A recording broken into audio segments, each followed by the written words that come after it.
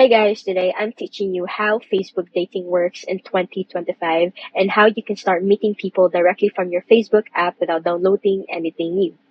To get started, open the Facebook app, tap the menu bottom right, then scroll and tap dating. If it's your first time, Facebook will guide you through setting up a separate dating profile. Don't worry, it's totally separate from your main Facebook profile. You'll fill in your bio, interests, and add photos. Facebook uses mutual interests, events, and groups to match you with others nearby. The more you engage, the better your suggestions, and here's the best part. Your friends won't see your dating profile unless they're also using Facebook dating and get matched with you. They also have a key features, which is Secret Crush, that lets you select up to 9 Facebook or Instagram friends you're into. If they pick you too, then it's a match. You can also video chat with matches, respond to profile prompts, and send likes or comments to start conversations.